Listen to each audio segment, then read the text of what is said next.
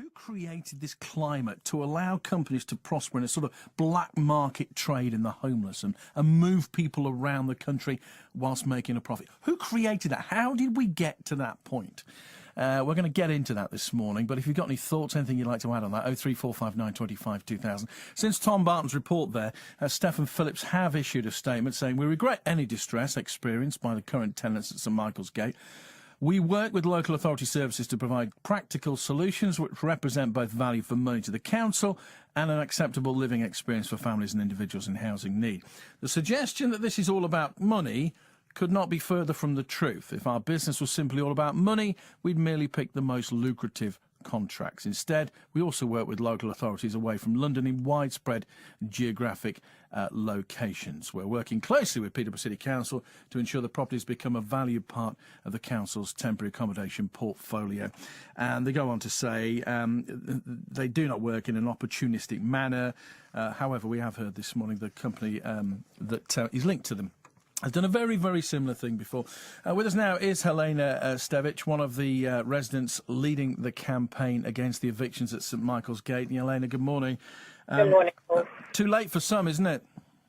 Yes, sadly it is. And it's all because they issued these Section 21 letters immediately after they had got an arrangement with our local council because they were interested. They were waiting for that and also to finalise their signing from Achilles. Before they'd even asked or looked into the fact that actually a lot of these people were allowed to stay longer than they actually did because they didn't even bother to check that they actually had the legal right to stay there because of their tenancy agreements that were still in force from being agreed with Achilles previously.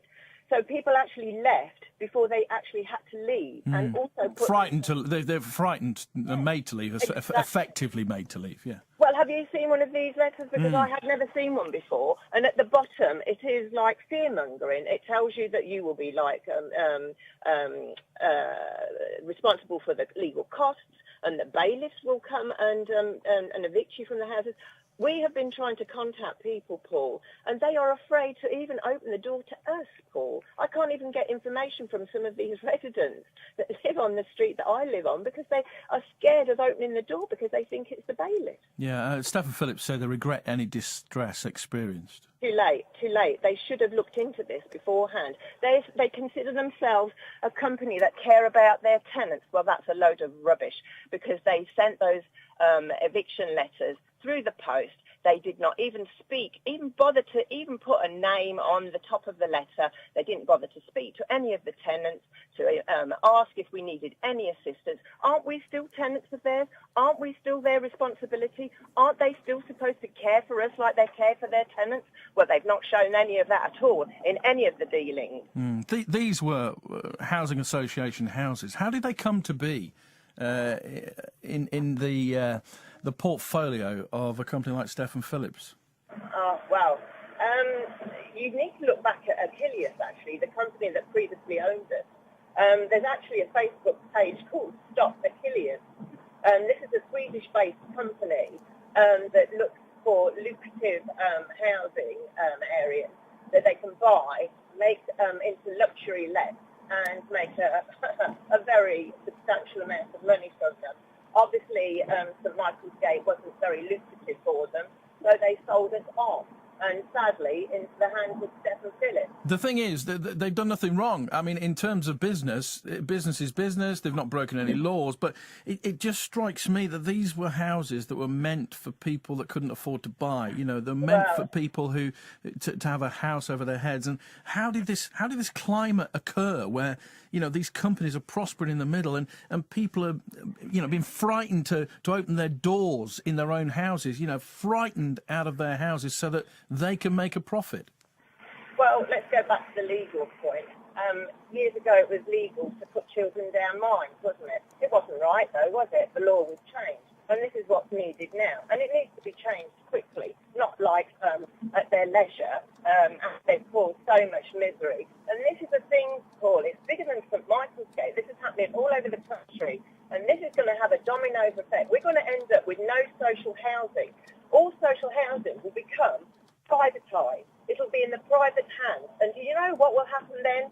The prices will rise and rise and rise. Now tell me, somebody left 4 doors down from me, right? They've gone to a 2-bedroom house for £850 a month.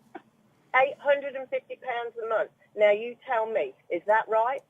That's an amazing amount of money. How are they affording that? Exactly. Working damn hard. I can tell you that now, because a lot of the people on the street are hard-working people. All they want to do is put a roof over their family's head.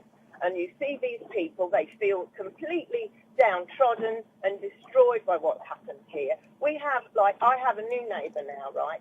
And that is a single mother, I would imagine, with a child, right? And now we have 3 single mothers on the properties, right? One has a poorly mother that's got a heart complaint as well. Where are these people supposed to be going? And Stephen Phillips say that they help single mothers. So they are now going to put 3 single mothers so far that we know of on the streets, are they? Or they're going into bed and breakfast, where this lady has obviously come from bed and breakfast as well. Which can I just point out as well, we have no issue with the new people that are coming onto our streets, and we welcome them. This is nothing to do with our problem is with the council, with Stephen Phillips and the government. And all I can say is, you know what, council, you may say what you say, that you had no choice. You had choices. There are empty buildings here. You could have adapted them to house some of these people. There's an empty travel lodge not far from Peterborough that you could have adapted. You know, you came into our street and you agreed. You agreed, because I've seen an email that they firstly, Paul, thought that the properties, they were led to believe, Peterborough Council were led to believe that the properties were empty, right? I've seen those emails, yeah. Have you seen They're in them? the Peterborough Telegraph, So weren't they they? knew, so they knew, Paul, and yet they still went ahead knowing that they were going to make us homeless in the process of putting homeless people in. Now, does that make sense? Nobody I've spoken to has said that makes sense.